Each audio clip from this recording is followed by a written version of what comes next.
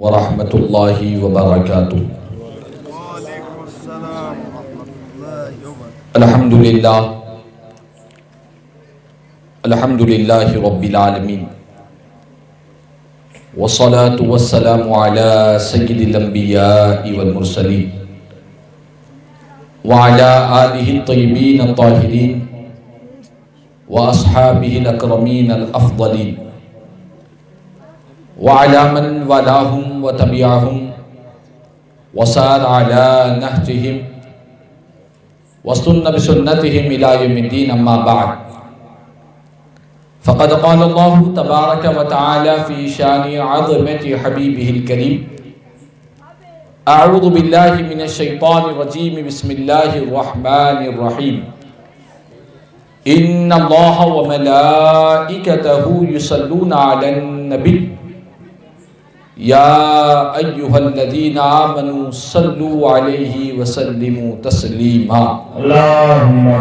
اللہم صلی علی سیدنا مولانا محمد وعلی آل سیدنا مولانا محمد وبارک وسلم، صلاۃ و سلام علیک یا سیدی یا حبیبی یا رسول اللہ صلی اللہ تعالی علیہ وسلم۔ شہ نشین پر رونق افروز، قابل احترام و لائق صدر احترام نور المشائخ حضرت سید شاہ حفیظ اللہ صاحب دامت برکاتہم العالیہ، سجادہ نشین بارگاہ عالیہ قطالیہ و دیگر محترم مقام علی جناب صوفی شاہ محمد برہان الدین صاحب وارثی اور دیگر مشائخین اعظام، سادات کرام، صداخان مصطفیٰ صلی اللہ علیہ وسلم اور جمیع حاضرین و سامعین اور پس پردہ سماعت فرمانے والی عزت مآب خواتین، سب سے پہلے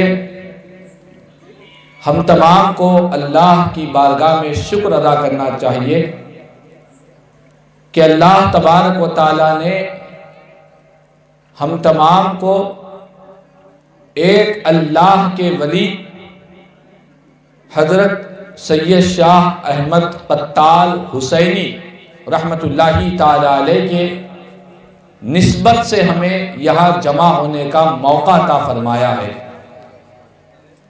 اور قابل مبارکباد ہے وہ حضرات، وہ ضعیف عمر رسیدہ، وہ نوجوان، وہ عزت مآب خواتین جو رات کے اتنی دیر گئے تک موسم سرما میں اللہ اور اس کے رسول اور اللہ کے محبوبوں کے ذکر کی محفل میں بیٹھے ہوئے ہیں۔ جہاں ذکر حبیب ہوتا ہے وہاں خدا بھی قریب ہوتا ہے، جہاں ذکر حبیب ہوتا ہے وہاں خدا بھی قریب ہوتا ہے۔ ان کی محفل میں بیٹھنے والا ہر ایک شخص بڑا خوش نصیب ہوتا ہے، ان کی محفل میں بیٹھنے والا ہر ایک شخص بڑا خوش نصیب ہوتا ہے۔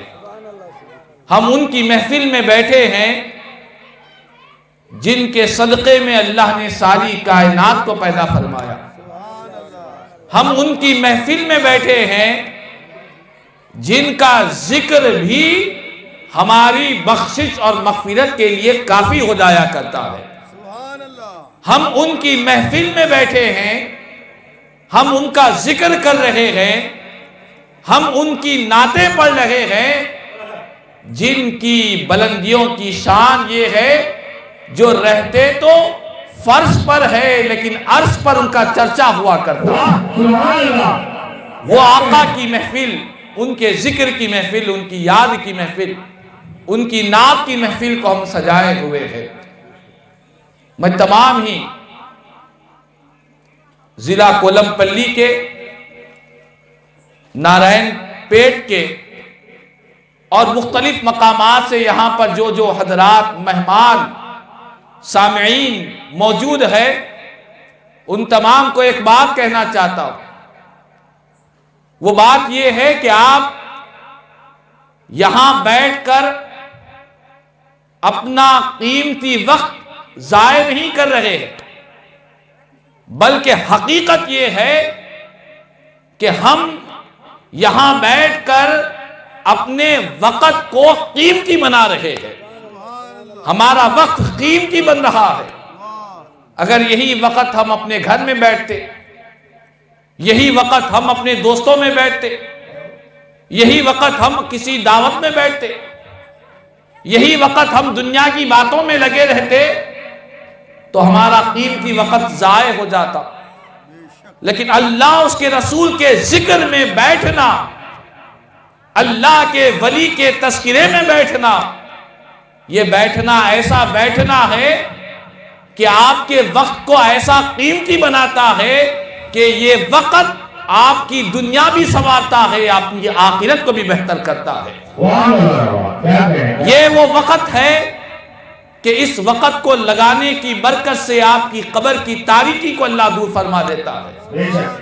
یہ وہ وقت ہے، اس وقت کی برکت سے اللہ کی رضا ملتی ہے، جنت کی نعمتیں عطا ہوا کرتی ہے۔ ایک حدیث پاک آپ کو سناؤں۔ اللہ کے پیارے رسول صلی اللہ تعالی علیہ وسلم نے ارشاد فرمایا، ذکر الانبیاء من العبادہ وذکر الصالحین کفارۃ الذنوب۔ یہاں پر بیٹھے ہیں، بیٹھنے سے کیا ملے گا؟ ذکر سے کیا ملے گا؟ سن لو، حدیث پاک سنا رہا، اپنے من کی بات نہیں، مدینے والے کی بات سنا رہا، اپنے جذبات کی، اپنی عقیدت کی بات نہیں، حدیث مصطفیٰ کی بات سنا رہا۔ میرے آقا فرماتے ہیں کہ نبیوں کا ذکر، پیغمبروں کا ذکر، اللہ کے نبیوں کا ذکر کرنا، یہ ایک طرح کی عبادت میں شمار کیا جاتا ہے۔ نبیوں کا ذکر عبادت ہے، اور نبیوں کے سچے پیروکار، نبیوں کے سچے وفادار، جو صالحین ہیں، جو اللہ کے نیک بندے ہیں، نبیوں کے سچے غلام اور وفادار ہیں، ان کا ذکر کرنا یہ گناہوں کا کفارہ بن جایا کرتا ہے۔ گناہیں معاف ہو جایا کرتے ہیں اللہ والوں کے ذکر کی برکت سے، گناہوں کا کفارہ ہو جایا کرتا ہے صالحین کے ذکر کی برکت سے۔ ذکر الانبیاء من العبادہ وذکر الصالحین کفارۃ الذنوب۔ نبیوں کا ذکر ایک طرح کی عبادت ہے، اور صالحین کا ذکر یہ گناہوں کا کفارہ ہے۔ گناہوں کو مٹا دیا کرتے ہیں اللہ والوں کے ذکر کی برکت سے، گناہیں معاف ہو جایا کرتے ہیں صالحین کے ذکر کی وجہ سے۔ اور آج ہم بیٹھے ہیں یہاں، ہم صرف ایک نبی کا ذکر نہیں کر رہے ہیں، یہاں ہم صرف ایک پیغمبر کا ذکر نہیں کر رہے ہیں، یہاں بیٹھ کر ہم صرف ایک رسول کا ذکر نہیں کر رہے ہیں، بلکہ اس نبی کا ذکر کر رہے ہیں جو سارے نبیوں کے امام ہے، جو امام الانبیاء ہے، جو سارے نبیوں کے امام بھی ہے، سارے نبیوں میں افضل بھی ہے، اعلیٰ بھی ہے، عرفہ بھی ہے، وہ نبی محتشم امام الانبیاء رحمت للعالمین صلی اللہ علیہ وسلم کے ذکر کو سجائے بیٹھے ہیں۔ نبیوں کا ذکر گناہوں کا کفارہ ہے، امام الانبیاء کے ذکر کی شان کا عالم کیا ہوگا؟ صالحین کا ذکر، اللہ والوں کا ذکر۔ حضرت سید شاہ احمد قتال حسینی رحمت اللہ تعالی علیہ، آپ کی نسبت سے، آپ کی آستانے عالیہ کی نسبت سے ہم یہاں جمع ہیں اور ان کے ذکر کی محفل کو سجا رہے ہیں۔ ان کا ذکر بھی گناہوں کا کفارہ بنا دیا کرتے ہیں۔ قابل مبارکباد ہے۔ ویسے تو بے شمار احادیث ہے، اللہ والوں کے ذکر کی برکتیں کیا ہے، فائدے کیا ہے، لیکن یاد رکھ لیں ہمارے حیدرآباد دکن کی ایک عظیم دینی درسگاہ ہے، اس درسگاہ کا نام جامعہ نظامیہ ہے۔ اس درسگاہ کو جنہوں نے قائم کیا، دنیا انہیں سیدی شیخ الاسلام، عارف باللہ، معارف دستگاہ، عاشق رسول اللہ، عالم باعمل، فاضل بے بدل، جامع علوم ظاہری و باطنی، امام محمد انوار اللہ فاروقی، فضیلت جنگ بانی جامع جامع علیہ رحمت و رضوان، اپنی تعلیمات میں، اپنی کتاب میں بیان فرماتے ہیں کہ سنو، اس دور میں جو سب سے بڑی فکر کرنا چاہیے مسلمانوں کو وہ یہ ہے کہ وہ اپنے ایمان کی حفاظت کرے۔ ایمان کی حفاظت کرنا، اس کی فکر کرنا اس دور میں سب سے بڑی اور اہم ذمہ داری ہے۔ اب یہ ایمان کی حفاظت کیسے ہوگی؟ تو قربان جائے، حضور بانی جامع جامع علیہ رحمت و رضوان فرماتے ہیں کہ ایمان کی جو حفاظت ہوگی وہ اس طریقے سے ہوگی۔ ایمان کی حفاظت کے ایک اہم ذریعہ یہ بھی ہے کہ ہم اللہ والوں کے ذکر کو سنتے رہے، اللہ والوں کا تذکرہ کرتے رہے، ان کے واقعات، ان کی حکایتیں، ان کی کرامتیں سنتے رہے، سناتے رہے۔ اس سے ہوگا کیا؟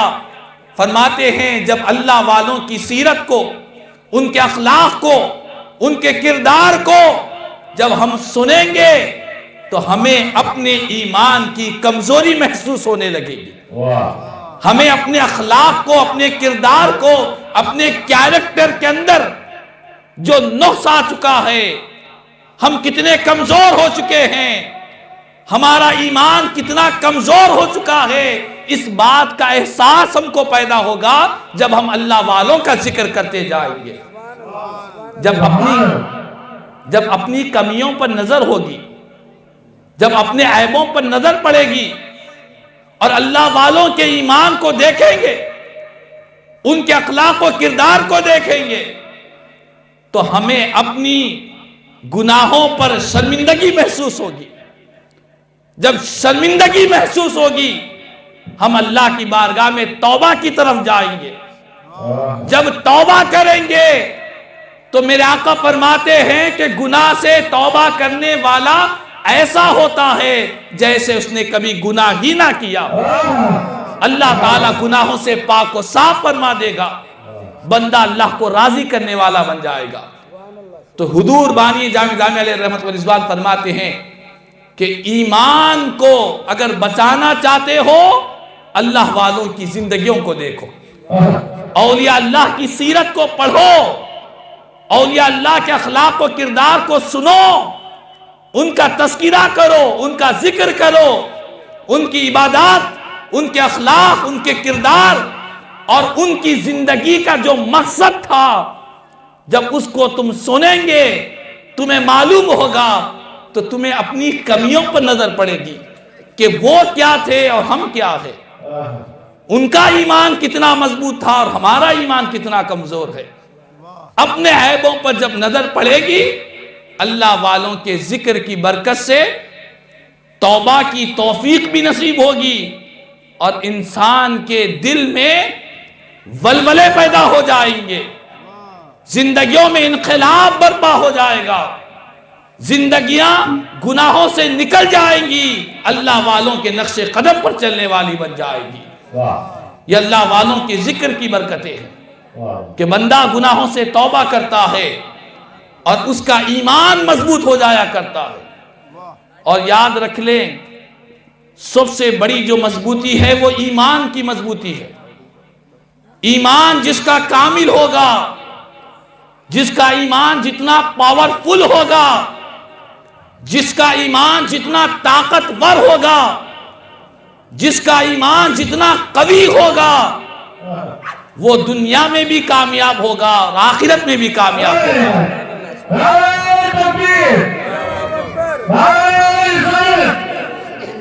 ایمان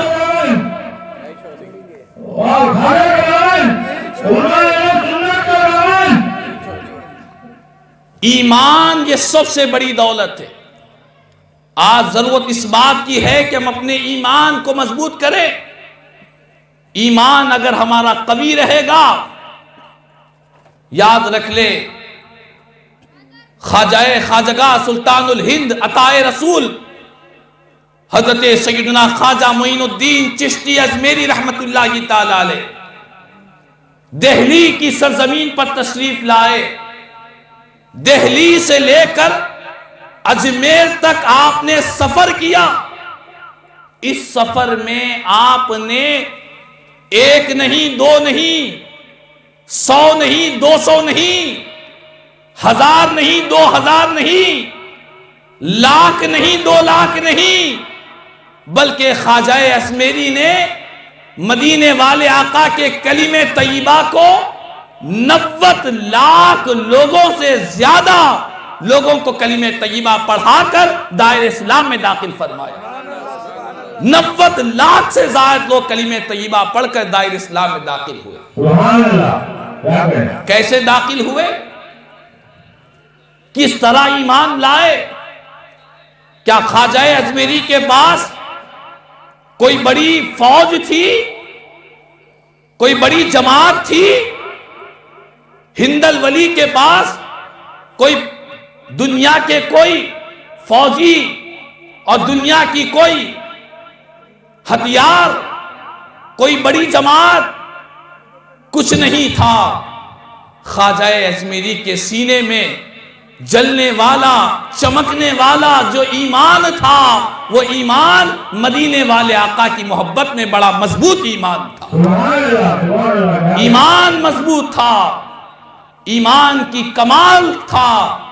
خواجہ اجمیری کے چہرے کو دیکھ کر لوگ کلمہ طیبہ پڑھ لیا کرتے، ان کے چہرے کی زیارت کرتے، دائرہ اسلام میں داخل ہو جاتے۔ ایمان کی طاقت بڑی مضبوط طاقت ہے۔ ایمان جس کا مضبوط ہوتا ہے اس کی شان یہ ہوتی ہے، میرے آقا فرماتے ہیں، حدیث پاک ہے، اتقوا فراست المؤمن فإنه ينظر بنور اللہ۔ حضور فرماتے ہیں کہ لوگوں، مومن کامل کی فراست سے ڈرو۔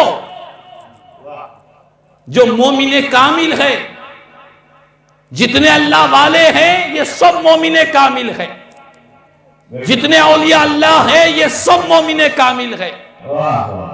حضور نے فرمایا کہ مومن کامل کی فراست سے ڈرو، کیونکہ جو مومن کامل ہوتا ہے وہ صرف ظاہری آنکھ سے نہیں دیکھا کرتا، بلکہ وہ اللہ کے نور سے دیکھا کرتا ہے، اللہ کے نور سے دیکھتا ہے۔ جس کا ایمان کامل ہوا کرتا ہے وہ صرف ظاہر کو ہی نہیں دیکھتا، جو اللہ والا ہوتا ہے وہ ظاہر کو بھی دیکھتا ہے، باطن کو بھی دیکھا کرتا ہے، وہ چہرے کو بھی دیکھتا ہے، اور دل کے اندر ریحان خانوں میں کیا چھپا ہوا ہے وہ بھی دیکھ لیا کرتا ہے۔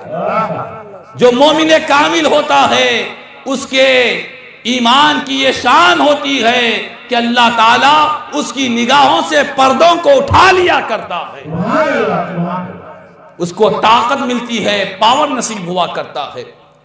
اب آئیں، جب بات مومن کامل کی آئی، ایک قرآن مجید کا واقعہ سنا رہا، کوئی قصے کہانیوں کی واقعہ نہیں، اللہ کے کلام قرآن کا واقعہ۔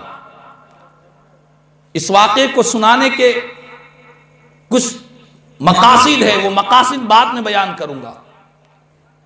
قرآن مجید کا واقعہ اس لیے سنا رہا ہوں کہ اللہ کے کلام کے جب واقعے کو سنیں گے ہمیں پتا چلے گا کہ جو اللہ والے ہوتے ہیں ان کی شان کیا ہوا کرتی ہے۔ جو اللہ کے محبوب ہوا کرتے ہیں، جو خدا کے پیارے ہوا کرتے ہیں، ان کی نگاہوں کا کیا عالم ہوتا ہے، ان کے اختیارات کا کیا عالم ہوا کرتا ہے۔ قرآن مجید میں ایک سورہ ہے 19ویں پارے میں، اس کا نام ہے سورہ نمل، اس کا نام ہے سورہ نمل۔ نمل چیونٹی کو کہتے ہیں، اس میں چیونٹی کا بھی ایک واقعہ ہے، مگر جو اہم واقعہ سنانا چاہتا ہوں وہ یہ ہے کہ اللہ کے ایک پیغمبر جن کا نام حضرت سلیمان علیہ السلام جن کا نام تھا، اللہ نے آپ کو بہت سی خوبیاں عطا فرمائی تھی۔ آپ انسانوں پر بھی حکومت کرتے، ہواؤں پر بھی حکومت کرتے، جانوروں پر بھی حکومت کیا کرتے۔ آپ کو کائنات کی بہت سی چیزیں اللہ نے آپ کے ماتحت کر دی تھی، سب آپ کے تابع تھے۔ ایک مرتبہ پیغمبر حضرت سیدنا سلیمان علیہ السلام کا دربار لگا ہوا ہے۔ آپ نے اپنے دربار میں سارے پرندوں کو دیکھا، ان پرندوں میں ایک پرندے کو آپ نے نہیں دیکھا، اس کا نام ہد ہد اس پرندے کا نام تھا۔ آپ نے کہا کہ کیا بات ہے، آج میں ہد ہد پرندے کو نہیں دیکھ رہا، وہ کہاں گیا ہے؟ آپ اسے ناراض ہوئے کہ دربار سلیمانی میں آداب یہ تھے کہ وہ پرندہ موجود رہے، لیکن وہ پرندہ غائب تھا۔ آپ نے کہا کہ میں اسے سخت سزا دوں گا یا میں اس کو ذبح کر دوں گا۔ اس طرح کی آپ نے باتیں کی۔ بہرحال واقعہ طویل ہے، کچھ دیر کے بعد وہ پرندہ پیغمبر اسلام حضرت سیدنا سلیمان علیہ السلام کی بارگاہ میں حاضر ہوا اور کہنے لگا کہ اے پیغمبر وقت، میں آپ کے پاس نہیں تھا، لیکن میں ایک آپ کے پاس بہت اہم ترین خبر لے کر آیا ہوں۔ میں یہاں وہاں نہیں گیا تھا۔ جو پیغمبر کے سچے وفادار ہوتے ہیں وہ اپنے وقت کو برباد نہیں کرتے، اپنے وقت کو بہت قیمتی کاموں میں لگاتے ہیں۔ وہ تھا تو ایک پرندہ، لیکن دربار سلیمانی سے اسے نسبت تھی۔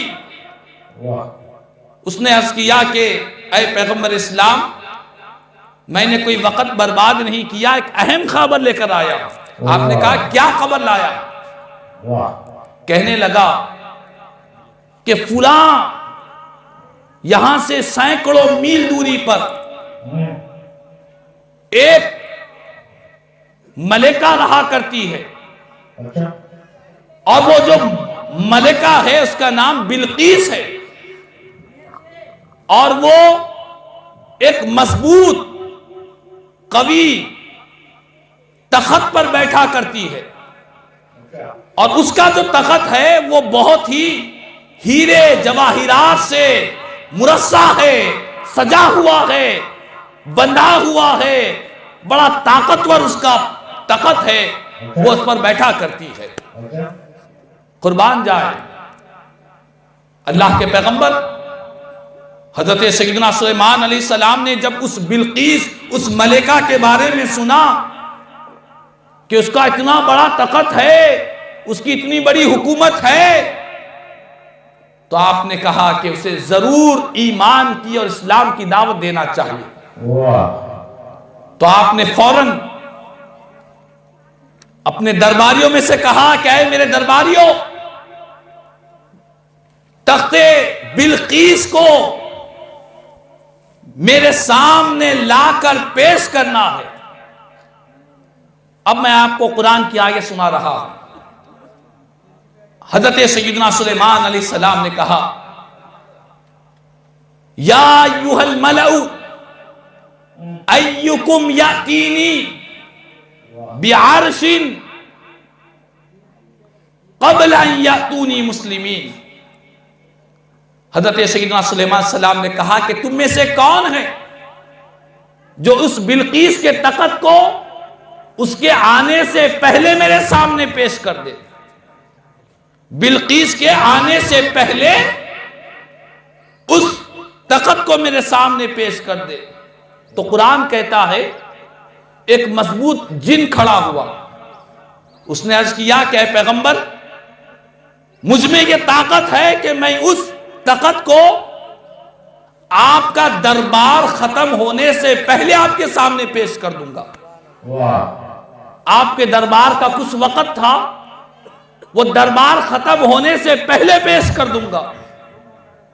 حضرت سیدنا سلیمان علیہ السلام نے کہا کہ نہیں، مجھے اتنی دیر بھی نہیں چاہیے، اس سے جلدی، اس سے تیزی سے بڑھ کر مجھے وہ طاقت چاہیے، اور کم وقت میں چاہیے۔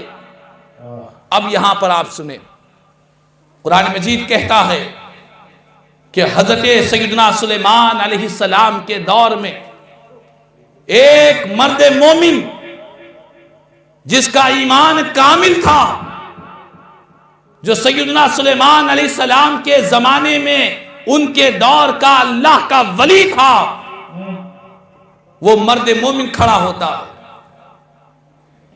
اور عرض کرتا ہے کہ اے پیغمبر میں اس تخت کو جو یہاں سے سینکڑوں میل کی دوری پر ہے، مضبوط ہے، طاقتور ہے، ہیرے جواہرات سے مرصع ہے، اے پیغمبر میں اس طاقت کو آپ کے سامنے پیش کر دوں گا۔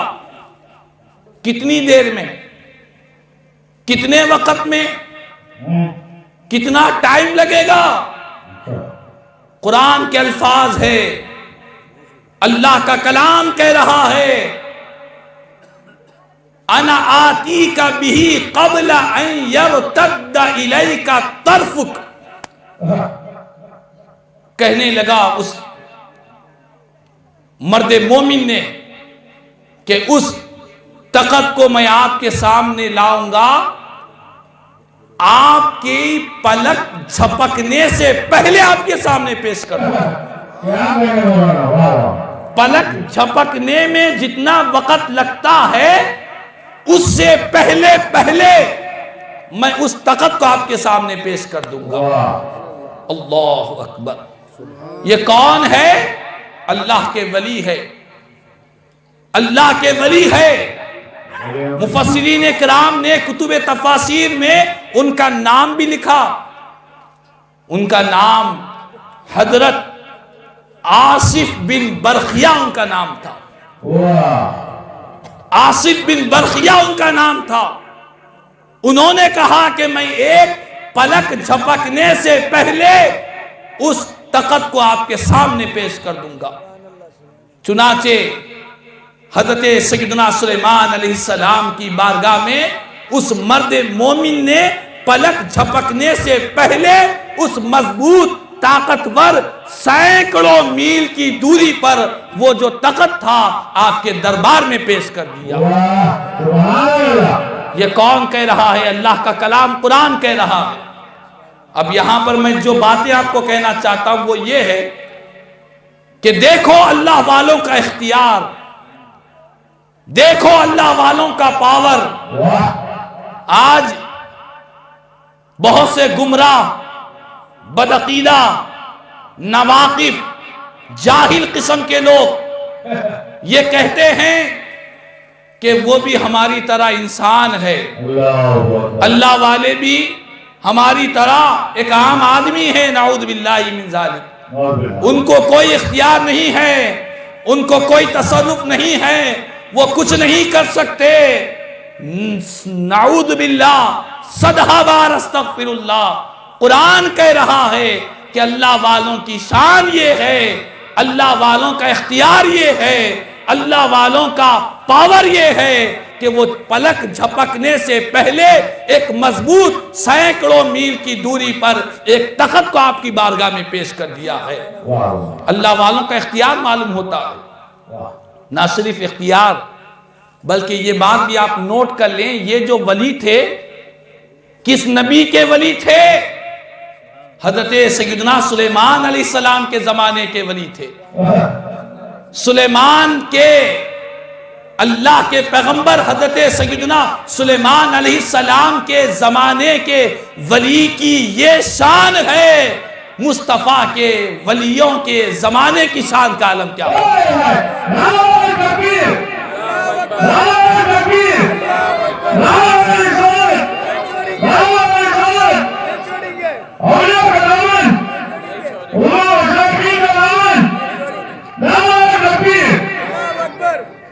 میرے آقا جو نبیوں کے تاجدار ہے، امام الانبیاء ہے، وجہ تخلیق کائنات ہے، ان کے زمانے کے جو اولیاء ہیں، حضور کے زمانے کے جو صالحین ہیں، سرکار کے زمانے کے جو اولیاء اللہ اور حضور کے زمانے کے جو حضور کے سچے وفادار ہیں، ان کے اختیارات کا عالم کیا ہوگا؟ ان کی شان کا عالم کیا ہوگا؟ آج ہم یہ کہتے ہیں کہ غوث پاک نے ہم پر توجہ فرما دی، غریب نواز نے ہمارا کام بنا دیا، تو نادان شرک بدعت ناجائز نہ جانے کیا کیا کہا کرتے ہیں۔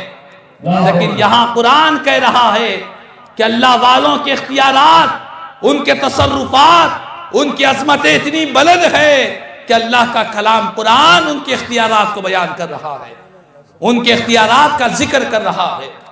تو یہ آصف بن برقیہ جن کا واقعہ یہ بتلا رہا ہے کہ اولیاء اللہ اختیارات والے ہوا کرتے ہیں، اور یہ کہنا کہ اللہ کے علاوہ کسی اور سے مدد مانگنا یہ شرک ہے، نعوذ باللہ من ذالک۔ اللہ کے علاوہ کسی اور سے مدد مانگنا شرک ہے، چاہے غوث اعظم ہو، چاہے غریب نواز ہو، چاہے بندہ نواز ہو، چاہے سید شاہ احمد قتال حسینی ہو، رحمت اللہ علیہ مجمعین، کسی سے مدد نہیں مانگنا چاہیے۔ اگر اللہ کے علاوہ کسی اور سے مدد مانگنا یہ شرک ہوتا، یہ ناجائز ہوتا، یہ گناہ ہوتا، تو اللہ کے پیغمبر حضرت سیدنا سلیمان علیہ السلام کسی سے یہ نہیں کہتے کہ کون اس تخت کو میرے پاس لائے گا، بلکہ وہ اللہ کی بارگاہ میں دعا کرتے، اے اللہ تخت بلقیس کو میرے سامنے لا کر رکھ دے۔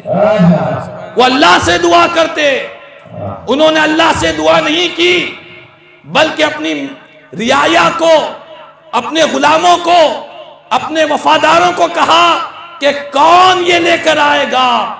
تو معلوم یہ ہوا پیغمبر اسلام حضرت سیدنا سلیمان علیہ السلام نے یہ پیغام دیا کہ لوگوں، یقیناً اللہ تبارک و تعالیٰ ہی مدد کرنے والا ہے، لیکن اللہ کے جو نیک بندے ہیں، صالحین ہیں، اولیاء اللہ ہے، یہ اللہ کی عطا سے تمہاری مدد کیا کرتے ہیں، خدا کی عطا سے مدد کیا کرتے ہیں۔ اگر ہم یہ کہیں کہ اولیاء اللہ مدد کرتے ہیں، بغیر خدا کی عطا کے مدد کرتے ہیں، اگر کوئی نعوذ باللہ اس طرح عقیدہ رکھتا ہے یا کہتا ہے تو یقیناً وہ شرک ہوگا، یقیناً وہ گناہ ہوگا۔ لیکن آپ یاد رکھ لیں، ہم اہل سنت والجماعت کے علماء، صوفیاء، مشائخین اور تمام اہل سنت والجماعت کے رہنے والے اور اس عقیدے پر چلنے والے یہ عقیدہ رکھتے ہیں کہ جتنے اولیاء اللہ، جتنے اللہ کے نیک بندے، چاہے وہ غوث اعظم ہو، چاہے وہ غریب نواز ہو، چاہے وہ بندہ نواز ہو، چاہے وہ حضرت سید شاہ احمد قتال حسینی ہو، یہ تمام کی تمام ہماری مدد کرتے ہیں تو اللہ کی عطا سے مدد کیا کرتے ہیں، خدا کی عطا سے مدد کرتے ہیں، خدا کے فضل سے مدد کرتے ہیں، خدا کے اذن سے مدد کرتے ہیں، خدا کی مرضی سے مدد کیا کرتے ہیں۔ تمام کے تمام اولیاء اللہ، ان کی امداد، ان کے تصرفات ذاتی نہیں ہے، اللہ کی عطائی ہے، خدا کی دی ہوئی عقیدہ ہے، خدا نے ان کو اختیارات دیا ہے۔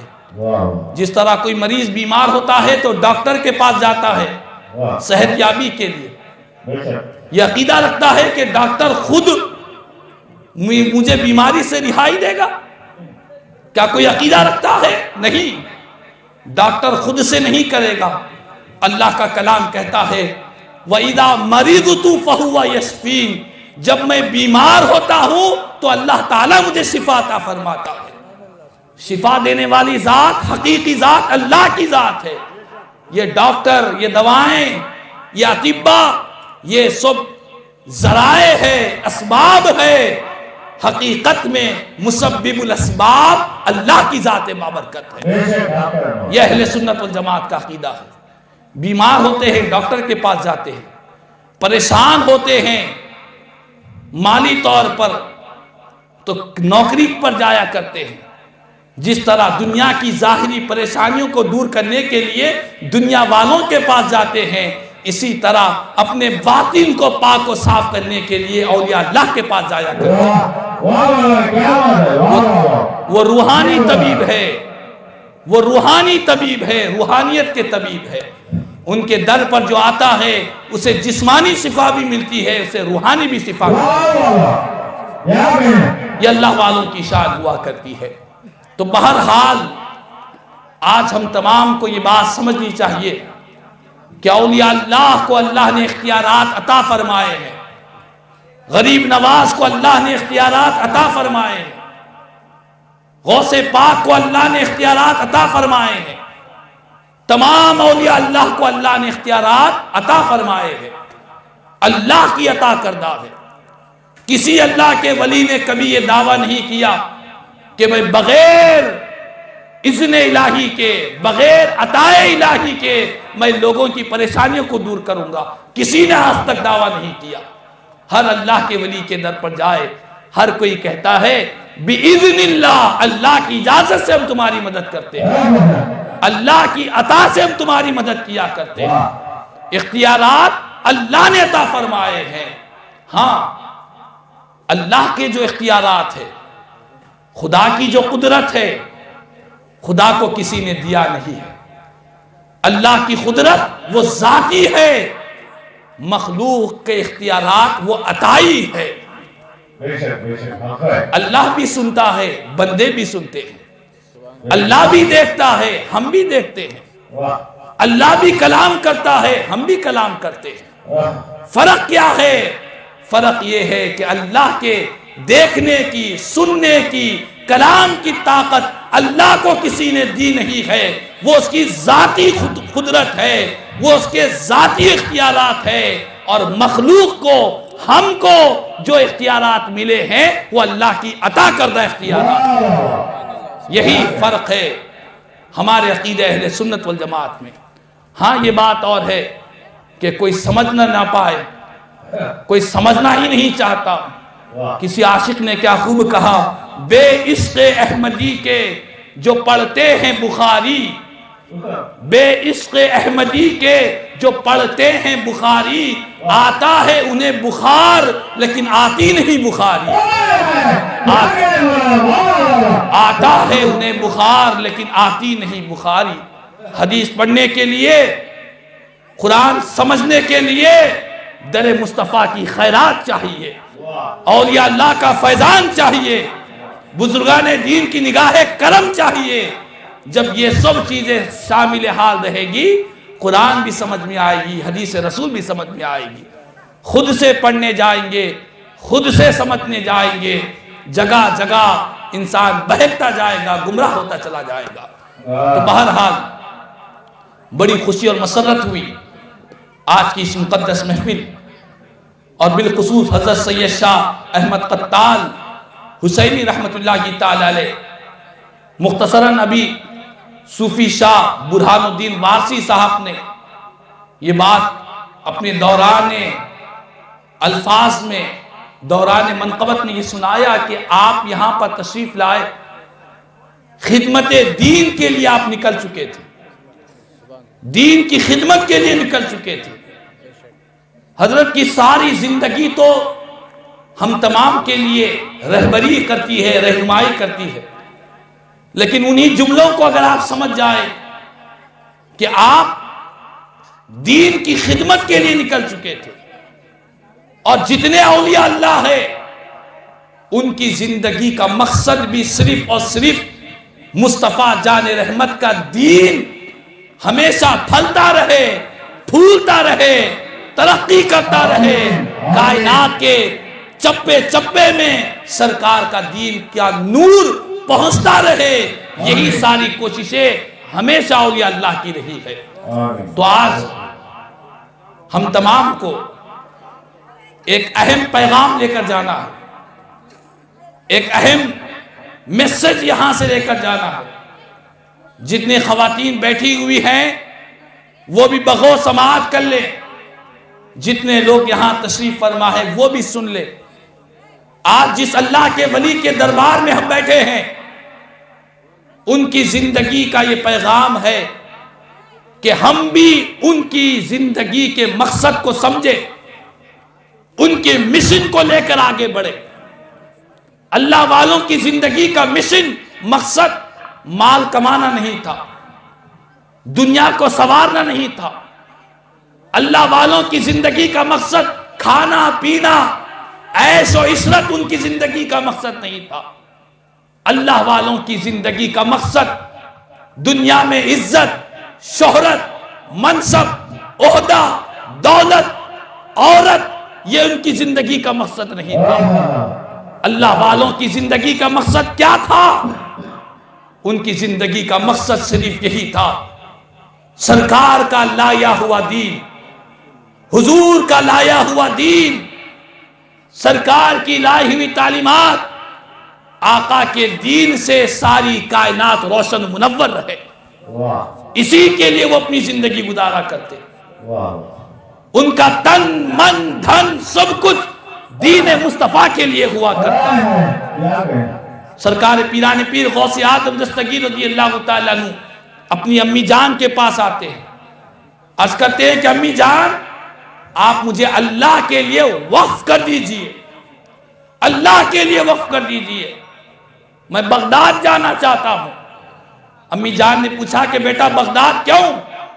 کہنے لگے امی جان میں بغداد جاتا ہوں 2 وجہ سے۔ فرمایا اشتغل بالعلم وازور الصالحین، میں بغداد کو اس لیے جانا چاہتا ہوں کہ میں وہاں جا کر دین کا علم حاصل کروں اور اللہ والوں کی صحبت اختیار کروں۔ دین کا علم اور صالحین کی صحبت، یہ 2 چیزیں میں حاصل کرنا چاہتا ہوں۔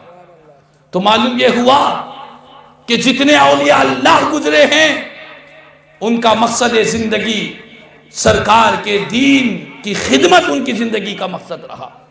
اسی لیے آج ہم تمام کو چاہیے کہ اللہ والوں کی زندگی کے مقصد کو سمجھے اور یہ جان لے کہ ہمارا ایمان مضبوط ہونا چاہیے۔ آج ہمیں اپنے ایمان پر نظر ڈالنی چاہیے۔ آج بہت سے ہمارے کلمہ پڑھنے والے مسلم بھائی، مسلم عورتیں، ان کا معاملہ یہ ہو چکا ہے کہ بہت سے کلمہ پڑھنے والے غیر مسلموں سے دوستی کر رہے ہیں، اور دوستی کر کر نوبت یہاں تک آ رہی ہے کہ بہت سی مسلم بچیاں، مسلم لڑکیاں، ایمان اور اسلام کے گھرانے میں پیدا ہونے والی لڑکیاں غیر مسلموں سے نکاح کر رہی ہے، ان سے شادی کر رہی ہے، اپنے مذہب کو چھوڑ رہی ہے، دوسرا مذہب اختیار کر رہی ہے۔ یہ کیوں ہو رہا ہے؟ بات یہ ہے کہ آج ہمارا ایمان کمزور ہو گیا ہے۔ ہم نے اپنی نسلوں کو ایمان کی اہمیت نہیں بتلایا، ہم نے اپنی آل اولاد کو، نوجوان نسل کو ایمان اللہ کی کیسی عظیم نعمت ہے اس کا پتہ ہم نے نہیں بتایا۔ ہمیں صرف اپنی دنیا کی فکر لگی رہی، ہم اولیاء اللہ کی زندگی کے مقصد کو بھول گئے۔ اولیاء اللہ کی زندگی کا مقصد یہ تھا، وہ کہا کرتے تھے زبان حال سے، میری زندگی کا مقصد تیرے دین کی سرفرازی، میری زندگی کا مقصد تیرے دین کی سرفرازی، میں اسی لیے مسلمان، میں اسی لیے نمازی، میں اسی لیے مسلمان، میں اسی لیے نمازی۔ تو آج ہمیں چاہیے کہ اپنی گھروں کی کیفیت کو دیکھیں اور ایمان کی اہمیت کو سمجھے، اللہ والوں کے دامن سے وابستہ ہو جائے، اللہ والوں کی زندگی کا جو مقصد تھا اس مقصد کو لے کر آگے بڑھے۔ ہم اللہ والوں کا ایک مرتبہ درود پاک پڑھے، اللہم صلی علی سیدنا مولانا محمد وعلی آل سیدنا مولانا محمد مبارک وسلم۔ وقت طویل ہو رہا ہے، میں اپنی گفتگو کو یہی سمیٹ رہا ہوں، اصلاحی بات کی طرف آخری باتیں چل رہی ہیں، آخری جملے چل رہے ہیں۔ میں تمام حضرات سے کہہ رہا ہوں کہ خدا را ہم اللہ والوں کی زندگی کے مقصد کو سمجھے۔ اللہ والوں کی زندگی کا جو مقصد یہ تھا کہ لوگوں تک دین مصطفیٰ پہنچے، ایمان کا نور ہر گھر میں پہنچے، کلمہ طیبہ کا اجالا ہر زندگی میں پہنچے، یہ اللہ والوں کی زندگی کا مقصد تھا۔ لیکن آج ہمارا ایمان اتنا کمزور ہو گیا کہ ہمارے گھروں کی لڑکیاں اسلام کو، ایمان کو چھوڑ کر غیروں سے رشتے نبھا رہی ہے۔ آج کتنے افسوس کی بات ہے، بڑی شرم آتی ہے، بڑی حیا آتی ہے، بڑا افسوس ہوا کرتا ہے۔ آئے دن اخبارات میں، ٹی وی چینلز پر ہم سنتے ہیں کہ فلاں مسلم لڑکی تھی، غیر مسلم سے اس کی محبت ہو گئی، محبت کی وجہ سے اس نے ماں باپ کو، گھر بار کو چھوڑ دیا، حتیٰ کہ اپنے مذہب کو بھی چھوڑ دیا، استغفر اللہ، غیر کے مذہب کو اختیار کر لیا۔ تو آج ہمیں چاہیے کہ ہم اپنے گھروں کا جائزہ لیں، اپنے آپ کا محاسبہ کریں، گلی گلی، نگر نگر مصطفیٰ کے دین کی خدمت کرنے کی فکر کریں، حضور کے لائے ہوئے دین کو پہنچانے کی فکر کریں، سرکار کے دین کی خدمت کی تم فکر کرو۔ اللہ تبارک و تعالی، تم مر بھی جاؤ گے تمہارا نام روشن رہے گا، تم دنیا سے گزر بھی جاؤ گے، دین مصطفیٰ کی خدمت کے طفیل میں اللہ تعالیٰ تمہارے نام کو روشن رکھے گا۔ موت خود بن جائے گی تیرے لیے ایک زندگی، موت خود بن جائے گی تیرے لیے ایک زندگی، زندگی پہ مرنے والے زندگی میں مر کے تو دیکھ، زندگی پہ مرنے والے زندگی میں مر کے تو دیکھ، یار کی مرضی کے تابع یار کا دم بھر کے تو دیکھ، عرض مطلب کر کے تو دیکھا، ترک مطلب کر کے تو دیکھ، یار تیرا ہے تو پھر تیری ہے ساری کائنات، سب کو اپنانے والے ایک اس کو اپنا کر کے دیکھ، سب کو اپنانے والے ایک اس کو اپنا کر کے دیکھ۔ اللہ تبارک و تعالیٰ سے دعا ہے، اللہ تبارک و تعالیٰ ہمارے سے بیٹھنے کو، سننے کو اور اس کولم پلی کی جتنے حاضرین ہیں، سامعین ہیں، مولا ہماری حاضری کو قبول فرمائے، اللہ کے ولی کا فیض ہم تمام پر جاری و ساری فرمائے، حضرت سید شاہ احمد قتال حسینی رحمۃ اللہ تعالیٰ علیہ کا خاص فیض اللہ تعالیٰ تمام حاضرین، سامعین، ناظرین سب کو اللہ تعالیٰ عطا فرمائے، اور نور المشائخ اور صاحب سجادہ کی عمر میں اللہ تعالیٰ برکتیں نصیب فرمائے، مولا تعالیٰ ان کی آل اولاد، ان کی نسل و ذریت کے اللہ تعالیٰ حفاظت فرمائے، اور ان کے ذریعے سرکار کے دین کی خوب خدمت کروا لے، سرکار کے دین کا جو پیغام سید شاہ احمد قتال حسینی رحمۃ اللہ تعالیٰ علیہ نے عطا فرمایا تھا، مولا اسی مشن کو لے کر ہم تمام کو آگے بڑھنے کی توفیق عطا فرمائے، کہنے سننے سے زیادہ مجھے اور ہم تمام کو عمل کی توفیق عطا فرمائے، آمین ثم آمین، الحمدللہ رب العالمین، وما علینا الا البلاغ۔